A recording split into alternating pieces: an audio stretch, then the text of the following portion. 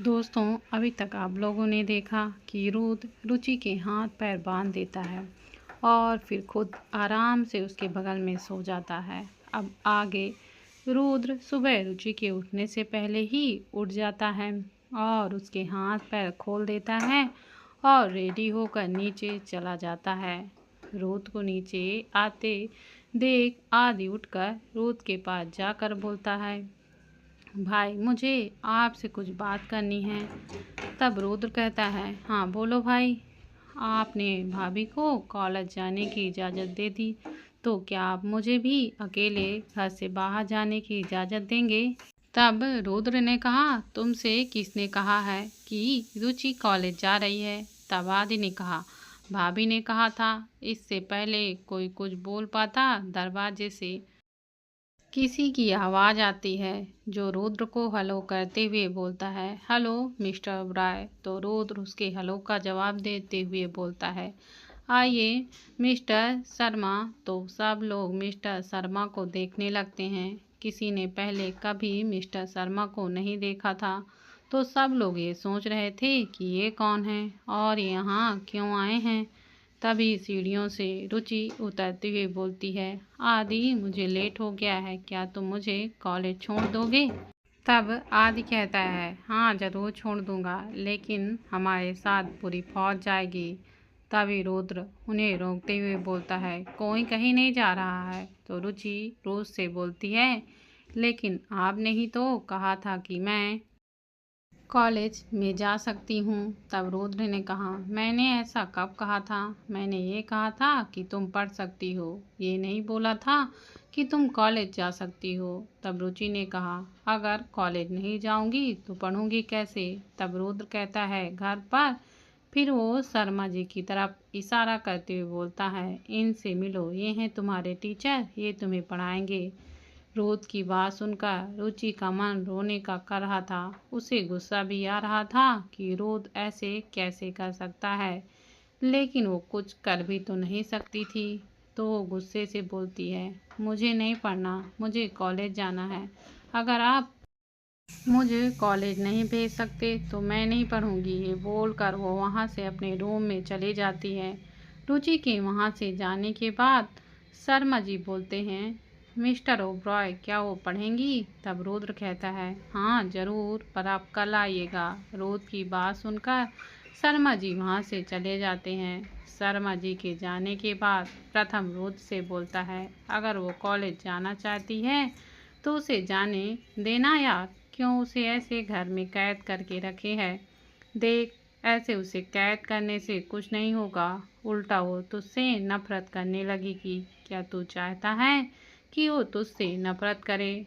तब रुद्र कहता है, तो अच्छे से जानता है कि मैं उसे घर से बाहर क्यों नहीं जाने दे रहा, फिर भी बोल रहा है। और हाँ आदि, मैंने उसे भी अकेले बाहर जाने की परमिशन नहीं दी है और ना ही तुम्हें दूंगा, समझे?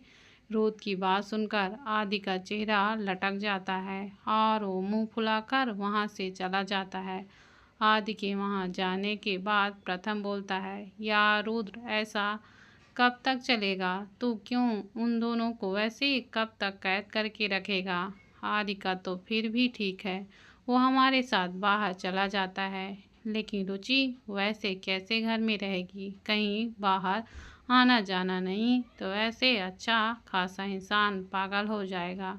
तब रुद्र कहता है, तुम अच्छे से जानते हो दोनों मेरे लिए क्या हैं, मैं उन दोनों को लेकर कोई रिस्क नहीं ले सकता।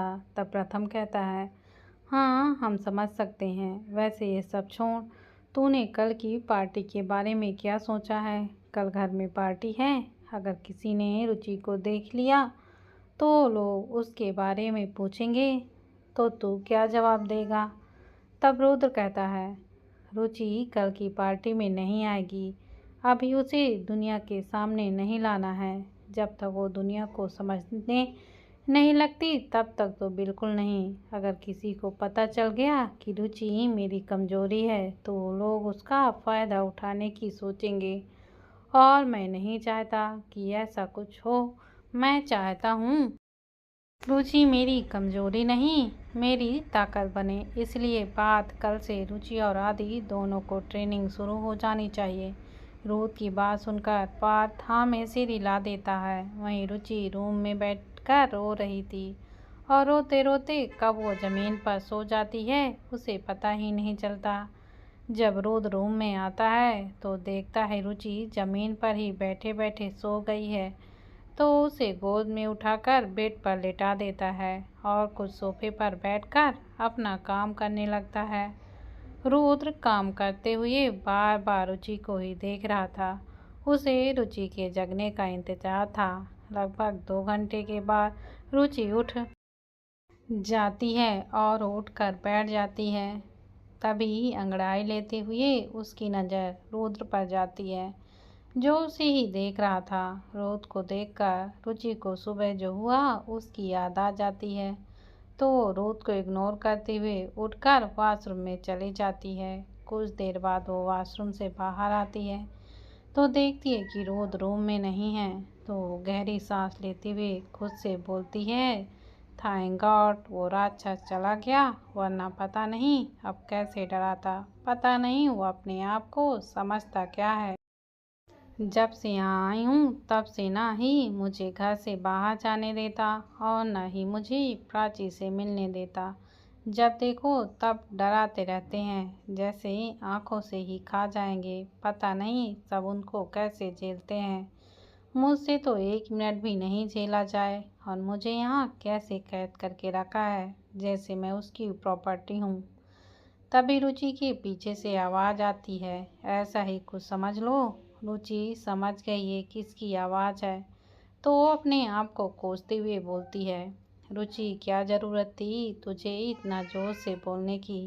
अब भुगत, पता नहीं अब ये तेरे साथ क्या करेंगे। रुचि बेचारा सा मुँह बनाकर रुद्र को देख रही थी। वहीं रुद्र के कदम रुचि की तरफ बढ़ रहे थे और रुचि रुद्र को अपनी तरफ आते हुए देखकर पीछे जा रही थी और एक वक्त के बाद रुचि के पास पीछे जाकर दीवार से टकरा जाती है। और वहीं रुद्र को अपनी तरफ आते देख उसका मन रोने का कर रहा था। उसे खुद पर ही गुस्सा आ रहा था कि तभी रुद्र रुचि के बिल्कुल करीब आकर खड़ा हो जाता है। रुद्र को अपने करीब देखकर रुचि अपनी आंखें बंद कर लेती है। वहीं रुद्र बस एकटक रुचि को देखे जा रहा था, क्योंकि वो इस वक्त काफ़ी जो क्यूट लग रही थी।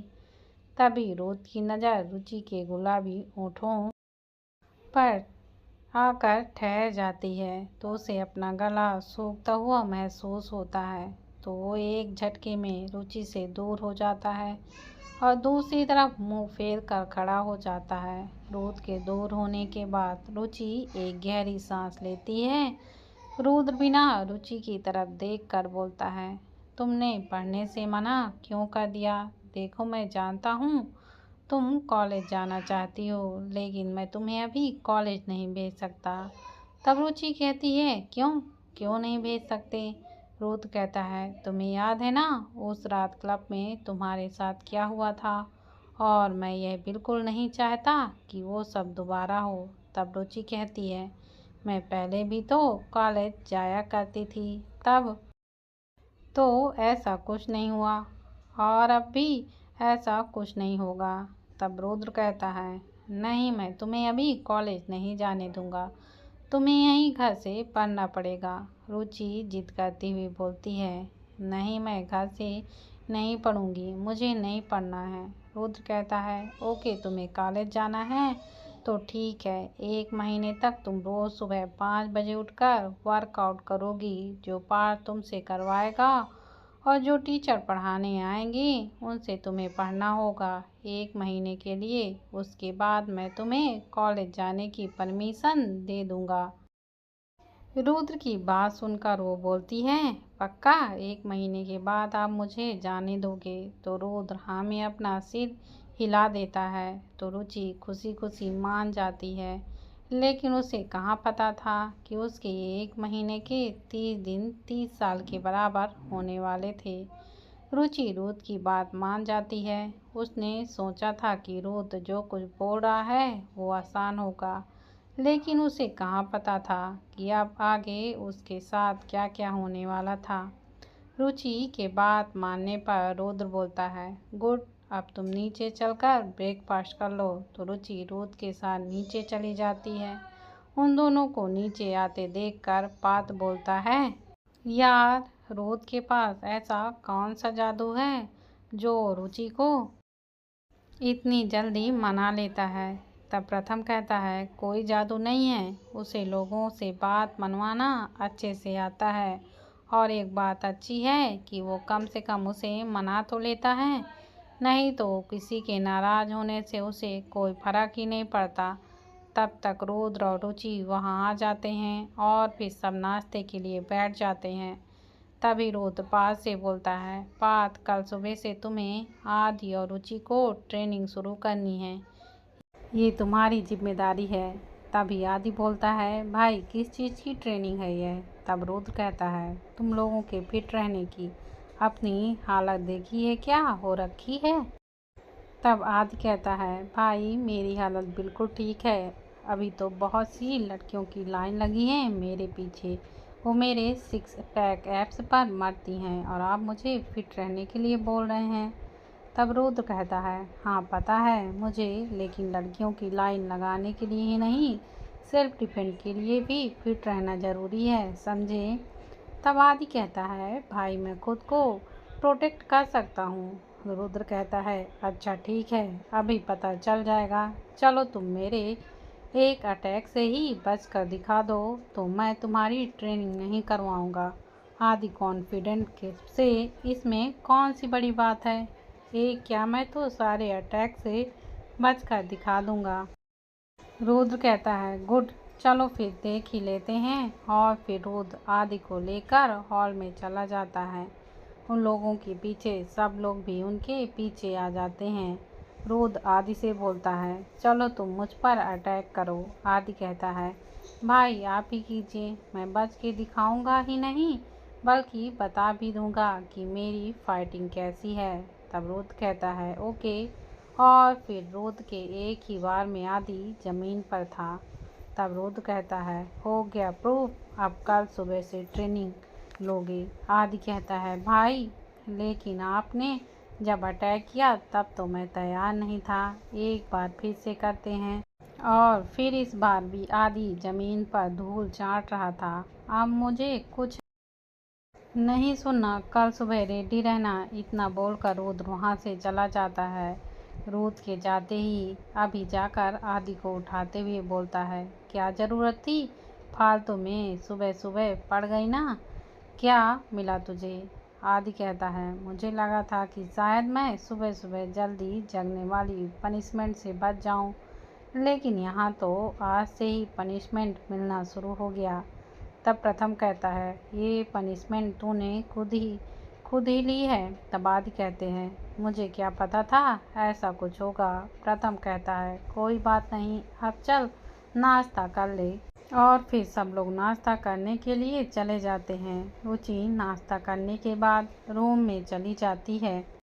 रुचि के जाने के बाद प्रथम आदि से बोलता है, आदि, तुझे पता है ना, आज घर में पार्टी है और आज दादाजी भी आने वाले हैं, तो तुम रुचि को उनके सामने मत आने देना, वरना प्रॉब्लम हो जाएगी। आदि कहता है, पार्टी का तो समझ आता है कि पार्टी में भाभी को किसी के सामने नहीं आने दूंगा, लेकिन दादाजी के सामने क्यों नहीं आने देना? तब प्रथम कहता है, तुम्हें पता है ना, अगर दादाजी ने रुचि को देख लिया तो वो रुद्र से 100 सवाल करेंगे कि रुचि कौन है और हमारे घर में क्या कर रही है। तब आदि कहता है, दादाजी कितने दिनों के लिए आ रहे हैं?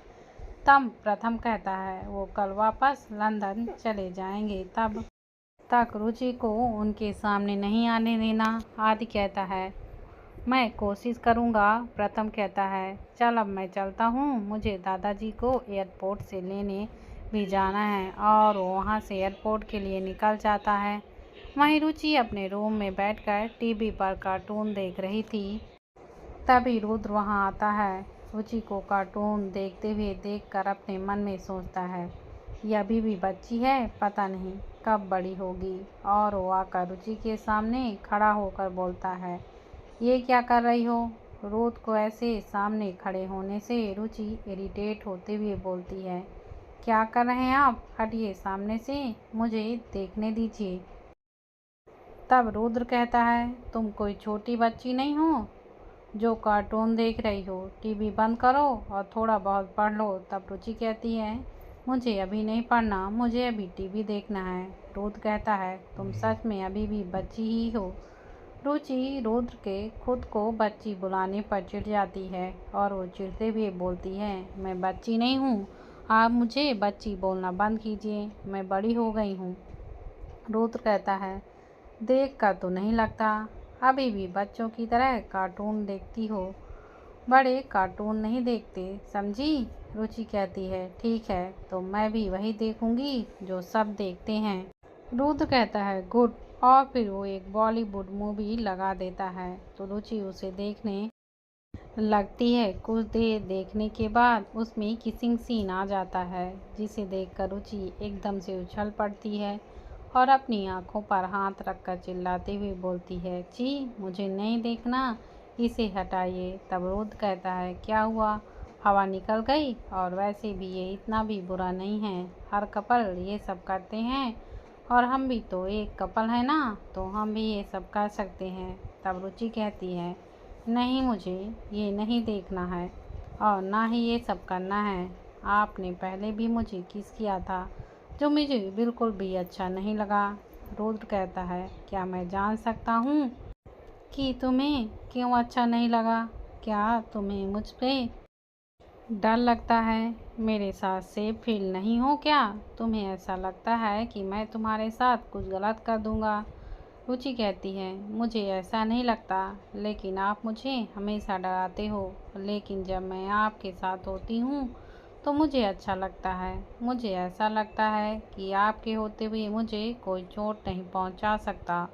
और उस दिन आपने ही मुझे किस किया था, उससे तो मैं प्रेग्नेंट भी हो सकती थी, इसलिए मुझे अच्छा नहीं लगा। रुद्र कहता है, व्हाट? तुम्हें ऐसा लगता है कि मेरे किस करने से तुम प्रेग्नेंट हो जाओगी, इसीलिए तुम्हें मेरा किस करना अच्छा नहीं लगता? रुद्र की बात सुनकर रुचि हाँ में अपना सिर हिला देती है तो रुद्र उससे पूछता है, अगर तुम किस करने से प्रेग्नेंट नहीं होगी तो क्या तुम मुझे किस करोगी? रुद्र की बात पर रुचि मुंह बनाते हुए बोलती है, लेकिन मुझे किस करना नहीं आता। मैंने आज तक किसी को किस नहीं किया और ना ही किसी ने मुझे सिखाया। तब रुद्र कहता है, कोई बात नहीं, मैं तुम्हें किस करना सिखा देता हूँ, इधर आओ। रुद्र के बुलाने पर रुचि उसके पास जाकर बैठ जाती है तो रुद्र बोलता है, पहले मैं तुम्हें किस करता हूँ, फिर जैसा जैसा मैं करूँगा वैसा तुम करना। तो रुचि हाँ में अपना सिर हिला देती है और रुद्र धीरे से रुचि की गर्दन को पीछे से पकड़ता है और फिर अपने होठों को उसके गुलाबी होठों पर रख देता है। रुद्र रुचि को काफ़ी प्यार से किस कर रहा था। रुद्र का किस करना रुचि को भी अच्छा लग रहा था। लगभग 5 मिनट के किस के बाद रुद्र रुचि से दूर हो जाता है और बोलता है, अब तुम कोशिश करो, जैसे मैंने किया था तुम भी वैसा ही करो। तो रुचि भी रुद्र की गर्दन को पीछे से पकड़ लेती है और अपने होठों को रुद्र के होठों पर रख देती है और जैसे रुद्र उसे किस कर रहा था उसी तरह वो भी रुद्र को किस करने की कोशिश करने लगती है, लेकिन उससे हो ही नहीं रहा था। लेकिन रुद्र रुचि की इस किस से कंट्रोल खो रहा था और फिर वो रुचि को किस करने लगता है, लेकिन ये किस पहले की किस की तरह नहीं थी। अब रुद्र रुचि को पैशनेटली किस कर रहा था। उसकी किस से लग रहा था कि वो आज रुचि के होठों को खा ही जाएगा। जब रुचि की वो सांस लेने में दिक्कत हो गई तब जाकर रुद्र उसे छोड़ देता है। रुद्र के छोड़ने पर रुचि तेज तेज से सांस ले रही थी, उसका फेस पूरा लाल हो गया था। वो उसी तरह सांस लेती हुई बोलती है, ऐसे कौन किस करता है? रुद्र कहता है, वो तुम्हें अभी आदत नहीं है ना, जब आदत पड़ जाएगी तब तुम भी ऐसे ही किस कर पाओगी, तब तक तुम मुझे किस करके प्रैक्टिस कर सकती हो। वो लोग बात कर ही रहे थे, तभी आदि उनके रूम में बिना नॉक किए आ जाता है। आदि को देखकर रुद्र बोलता है, तुम्हें इतना भी नहीं पता कि किसी के रूम में नॉक करके आना चाहिए? तब आदि कहता है, भाई पहले आपके रूम में बिना नॉक करके आता था, तो अभी भी वही आदत है, और अगर आपको नॉक करवाना ही है तो उसके लिए आपको डोर लॉक करना भी तो चाहिए। तब रुद्र कहता है, तुम ये बताओ तुम यहाँ क्या कर रहे हो? तब आदि कहता है, मैं यहाँ आपको बुलाने आया था, वो दादाजी आ गए हैं और आपके बारे में पूछ रहे हैं, इसलिए मैं आपको बुलाने आया था। आदि की बात सुनकर रुद्र वहाँ से चला जाता है और उसके पीछे आदि भी। वहीं रुचि अपने आप को नॉर्मल करने की कोशिश कर रही थी और फिर वो भी वहाँ से बाहर चली जाती है। रुचि को भी दादाजी को देखना था तो वो भी बाहर चली गई। वहीं रुद्र जाकर दादाजी के पैर छूता है तो दादाजी उसे आशीर्वाद देते हैं और बोलते हैं, बरखुरदार, आपको तो हमारी याद आती ही नहीं, आप तो कभी बिजी रहते हैं, तो सोचा क्यों ना हम ही खुद जाकर आपसे मिल लें और कुछ दिन यहीं आपके साथ रह जाएं। दादाजी की यहीं रहने की बात पर सब लोग एक दूसरे को देखने लगते हैं, क्योंकि उन्हें लगता था कि दादाजी कल सुबह चले जाएंगे। तब आदि कहता है, दादू लेकिन आप तो कल जाने वाले थे। तब दादाजी कहते हैं, आप क्या हमें यहाँ से भगाना चाहते हैं या आपको हमारा यहाँ रुकना अच्छा नहीं लगता? तब आदि कहता है, नहीं दादू, मैंने ऐसा कब कहा, मैं तो बस इसलिए पूछ रहा था कि आपने कहा था कि आप कल वापस जाएंगे। तब दादाजी कहते हैं, हाँ कहा था, लेकिन अब तुम सब लोगों को देख लिया तो जाने का मन ही नहीं कर रहा, इसलिए मैं कुछ दिन यहीं रहूँगा। तब रुद्र कहता है, आप जब तक चाहें यहाँ रह सकते हैं, ये आपका ही घर है। दादाजी कहते हैं, हाँ पता है मुझे, ये मेरा ही घर है, इसलिए मुझे तुम लोगों से परमिशन लेने की ज़रूरत नहीं है, मैं तो बस आप लोगों को बता रहा था। दादाजी की बात सुनकर सब लोगों की हवा टाइट हो रखी थी। वहीं रुद्र बिल्कुल रिलैक्स था। रुद्र को रिलैक्स देखकर आदि अपने मन में सोचता है, भाई को बिल्कुल भी डर नहीं लग रहा, तो मैं क्यों डर रहा हूँ फालतू में। तभी रुचि वहाँ आ जाती है। किसी ने रुचि पर ध्यान नहीं दिया था। तब दादाजी की नज़र रुचि पर जाती है तो वो सब रुचि की तरफ इशारा करके पूछते हैं, वो लड़की कौन है? दादाजी के पूछने पर सब लोग उस तरफ देखते हैं तो वहाँ रुचि खड़ी थी। रुचि को वहाँ देखकर आदि खुद से बोलता है, मर गया, अब पता नहीं दादू क्या करेंगे। रुचि भी दादाजी के पास आ जाती है और उन्हें नमस्ते बोलती है तो दादाजी रुचि के सिर पर प्यार से हाथ फेरते हैं और पूछते हैं, तुम्हारा क्या नाम है? तो रुचि भी मुस्कुराते हुए बोलती है, मेरा नाम रुचि है। तब दादाजी कहते हैं, बहुत प्यारा नाम है तुम्हारा और तुम भी बहुत प्यारी हो। तब रुचि कहती है, और आप भी बहुत हैंडसम हो। रुचि की बात पर दादाजी हंसते हुए बोलते हैं, तुम मुझे मक्खन लगा रही हो? तब रुचि कहती है, मैं आपको कोई मक्खन नहीं लगा रही हूँ, मैं सच बोल रही हूँ। दादाजी कहते हैं, अच्छा तो आप सच बोल रही हैं।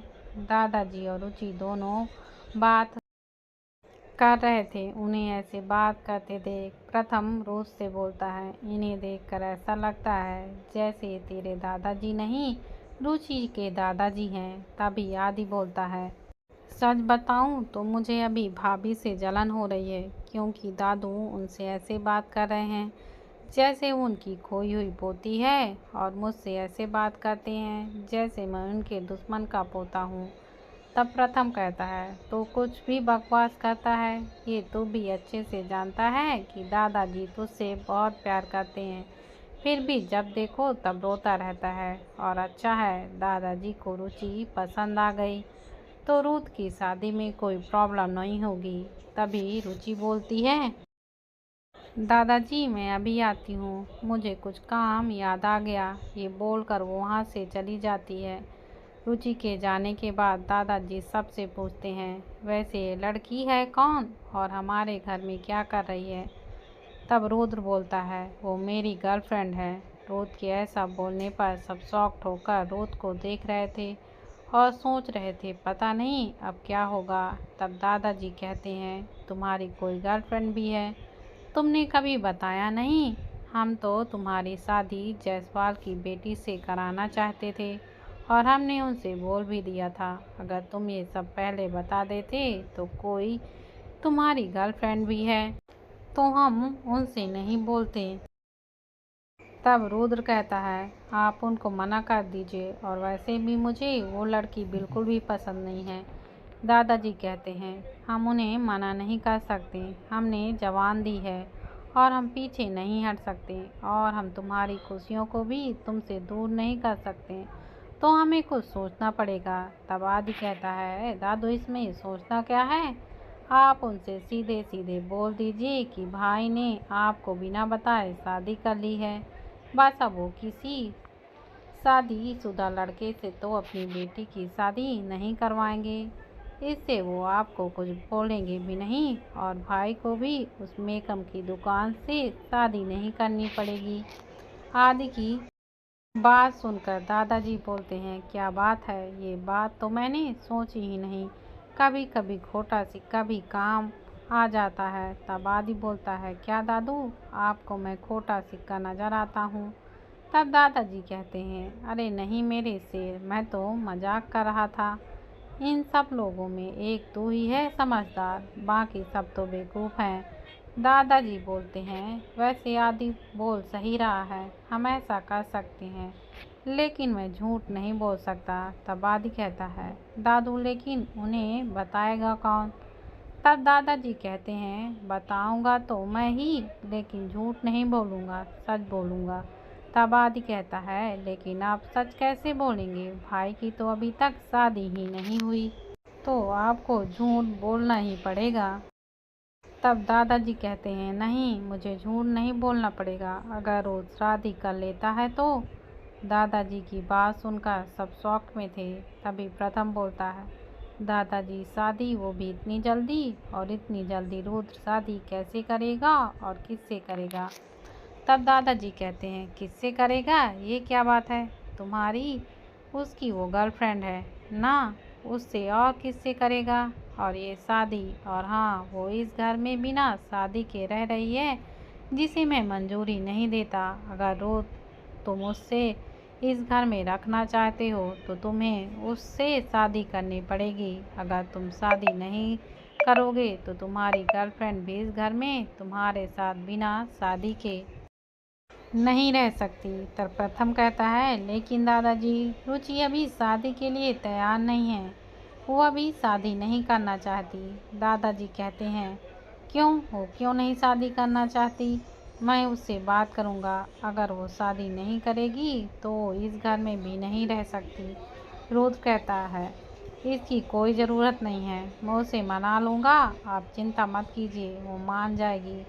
तब दादाजी कहते हैं ठीक है तुम्हारे पास कल तक का टाइम है, क्योंकि कल ही तुम्हारी और रुचि की शादी होगी।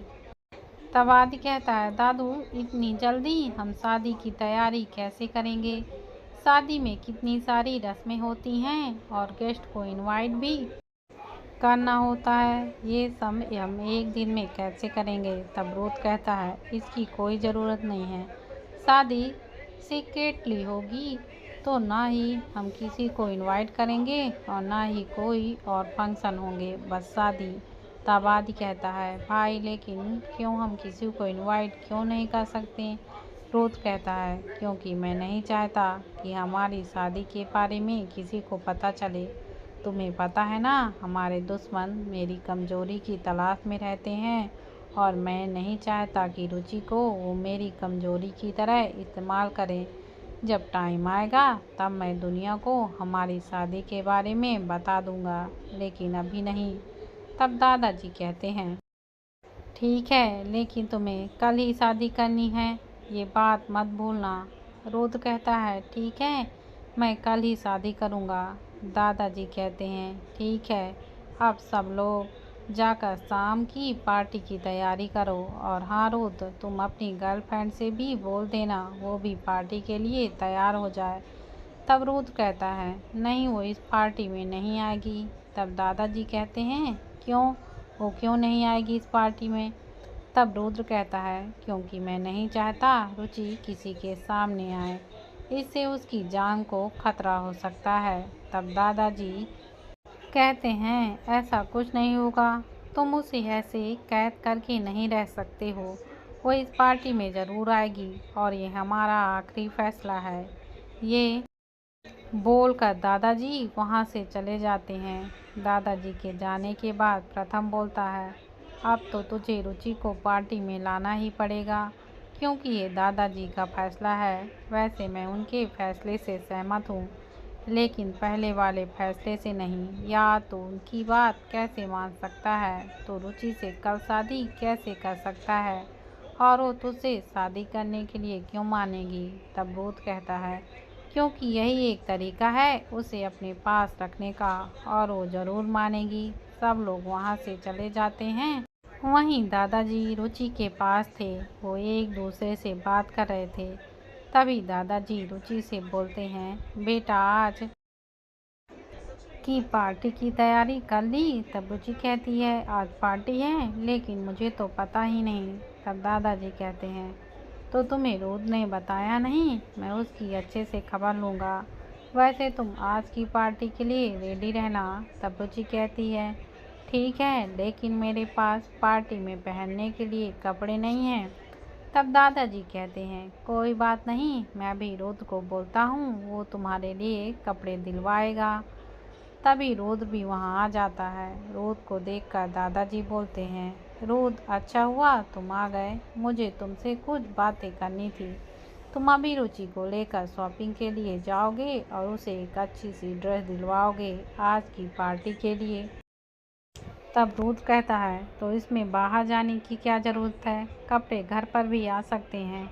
रुद्र की बात सुनकर रुचि मुंह बनाते हुए बोलती है, अगर आप अपनी पसंद से कपड़े लेकर आए और वो मुझे पसंद नहीं आए, तो इससे अच्छा है कि आपके साथ ही शॉपिंग के लिए चलती हूँ, तो मैं अपनी पसंद के कपड़े ले आऊँगी। रुचि बाहर जाने के लिए बहाने बना रही थी, जो रुद्र अच्छे से समझ रहा था। तो रोज़ बोलता है, ना ही मैं कहीं जा रहा हूँ और ना ही तुम कहीं जा रही हो, कपड़े यहीं आ जाएंगे और तुम खुद पसंद कर लेना। ये बोलकर रुद्र वहाँ से चला जाता है। रुद्र के जाने के बाद रुचि दादाजी से बोलती है, दादाजी अगर मुझे कपड़े पसंद नहीं आए तो? तब दादाजी कहते हैं, क्यों नहीं आएंगे, आखिर इंडिया के बेस्ट डिज़ाइनर की ड्रेस किसे पसंद नहीं आती, तुम्हें भी ज़रूर आएंगे। अब तुम थोड़ी देर रेस्ट कर लो। जब तक रुद्र डिज़ाइनर को यहीं बुलाता है। ये बोलकर दादाजी वहाँ से चले जाते हैं। दादाजी के जाने के बाद वो अपने आप से बोलती है, कितनी भी कोशिश कर लूँ, वो हैंडसम राक्षस मुझे घर से बाहर जाने ही नहीं देता। आखिर कब तक मैं ऐसे ही कैद रहूँगी? मुझे भी बाहर घूमना है, जैसे सब लोग घूमते हैं। रुचि अपने आप से बातें कर ही रही थी, तभी रुद्र कमरे में आ जाता है और दरवाज़ा बंद कर देता है। जैसे ही रुचि रुद्र को दरवाज़ा बंद करते देखती है तो घबरा जाती है। दोस्तों, अगर आपको मेरी यह कहानी पसंद आती है तो प्लीज़ मेरे चैनल को ज़्यादा से ज़्यादा शेयर करें, लाइक करें और हाँ, कमेंट करके यह ज़रूर बताएं कि यह कहानी आपको कैसी लगती है। धन्यवाद।